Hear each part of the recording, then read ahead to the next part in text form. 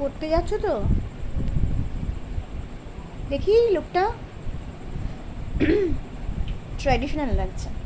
এরমই top কিনে দেবো এবারে। ইয়াস, খুব সুন্দর লাগছে, বিশ্বাস কর। বলে এটা খুব কমফোর্টেবল নয়। কেন? আমার পছন্দ মতোই, আমার এমনি ইরিটেটিং লাগে। এই সাইডটা কি ছিঁড়ে গেছে?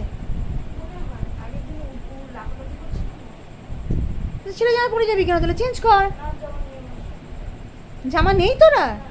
ইস, কি ভিখারি রে তুই। আমি সবাইকে দেখাবো আমি এটা খুলে? দেখা তোকে যারা চেনে তারা এখানে কমেন্ট করবে যে কি আছে না আছে তোর। কিচ্ছু নেই? আহারে, ইস, কি অবস্থা। চুলটা তেল দিসনি আজকেও? সবে শ্যাম্পু করলাম, তেল কেন দিতে হবে শুধু? তুমি পড়তে যাচ্ছ না ফ্যাশন শোয়ে যাচ্ছ সোনা? চুলটা একদম টপ নট করে দে।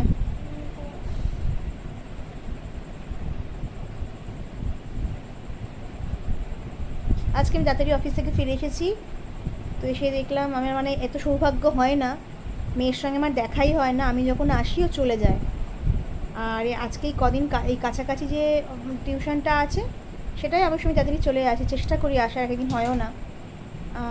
আজকের ডেটা আর কি, আজকে আর মঙ্গলবার, তো এই দুটো ডেতে আমি তাড়াতাড়ি আসার চেষ্টা করি, খুব চেষ্টা করি, কিন্তু সব সময় হয়ে ওঠে না, তখন ওকে একাই যেতে হয়, খুব টেনশনে থাকি আমি।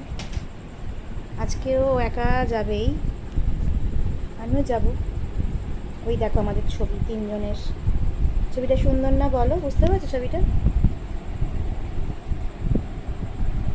দেখো, এটা আমার ভাইয়ের বিয়ের সময় তোলা।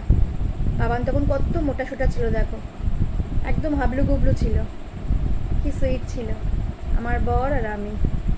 তখন ম্যাচিং করে কিছু পরতাম না, আমরা শিখিনি আর কি, পরে শিখেছিলাম, যাকে কেয়ার করা যাবে।